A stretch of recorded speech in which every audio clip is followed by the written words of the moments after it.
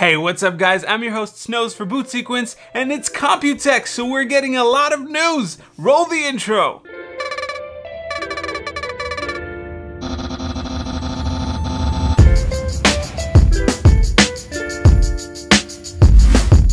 Apparently, Intel is celebrating the anniversary of their 8086 CPU with an 8086K CPU. The original 8086 was a 16-bit processor that was released on June 8th of 1978, and this year would mark its 40-year anniversary. The Core i7 8086 was listed on multiple websites before being taken down for $490, which is around $100 more than the current 8700K. It was listed with both a 4 and a 5 GHz clock speed and is supposedly still a 6-core 12-thread CPU.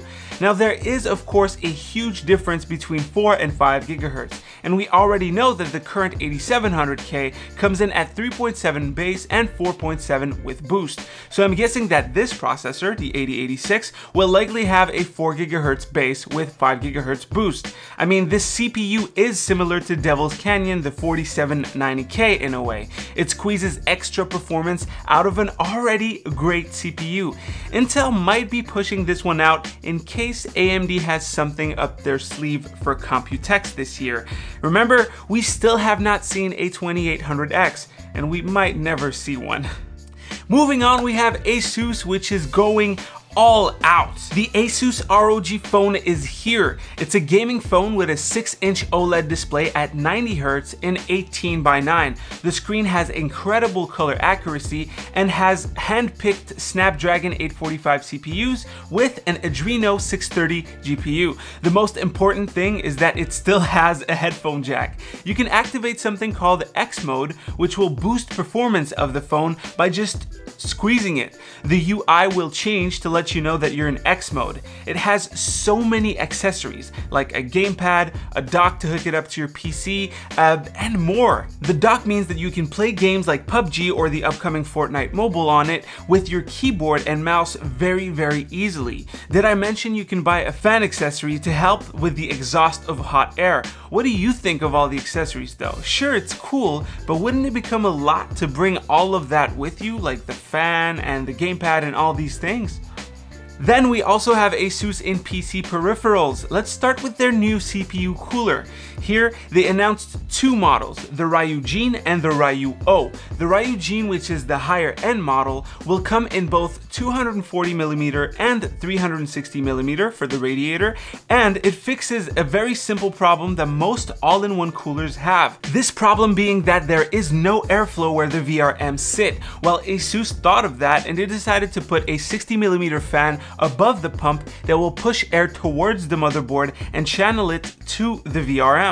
It's such a simple solution, yet it will be extremely effective. It will also have a 1.77-inch OLED display where you can display your system stats or your own personalized images or GIFs. The main component of this AIO is still an Asetek design, but Asus went a step further with the fan on top of the pump, and get that, there are Noctua industrial grade fans in black coming with the AIO. Asus really went all out with the Ryujin, but I would not be surprised if this AIO was in the $250 to $300 range. It will also feature some degree of RGB, but no RGB on the fans. Noctua doesn't want that. Its younger brother, the Ryu-O, will come in 120 and 240mm, but it will feature in-house wing blade fans from Asus and no fans at the pump. It will still have the OLED display though.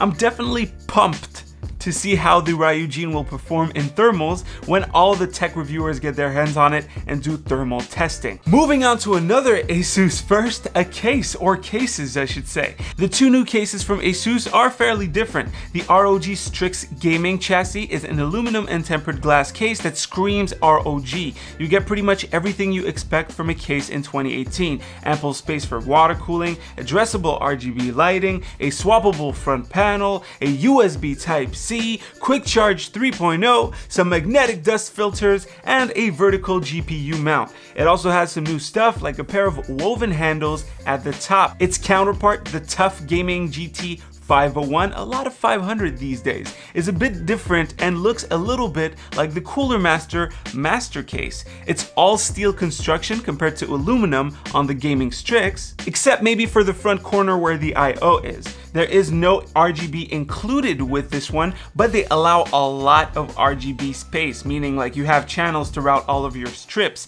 You also get 3 140mm fans included with it, and the case looks pretty cool with the whole texture on it. All right, let's at least get some kind of gaming news today on the boot sequence. What we have is Fortnite possibly coming to the Switch. The game was rated for Switch in Korea on the 1st of the month. Now that might indicate that the list leaked on 4chan for the Nintendo E3 coverage might be right. The list included Dragon Ball FighterZ, Mario Tennis Aces, Paladins, and others. Clearly, the list was boring enough for it to be believable, but the fact that the game was rated in Korea kind of makes it a little more believable. I'm pretty excited about this. I mean, I have a Switch, but I'm pretty much just waiting for Super Smash 5 to come out. But with Fortnite in there, I might put in a few extra hours here and there on the game when I'm outside of the house. So what do you think of today's stories? Make sure that you leave a comment down below. I'm sorry I won't be able to answer any questions. I had to redo this video like 3 times. There were so many news. Don't forget to click right here to see the latest video. Don't forget to click right here to subscribe. And that's pretty much it. Honestly, you can hear my voice being already pretty bad because I repeated this video so many times. Anyways, enjoy your day, stay frosty, and I'll see you on the next video. Stay frosty.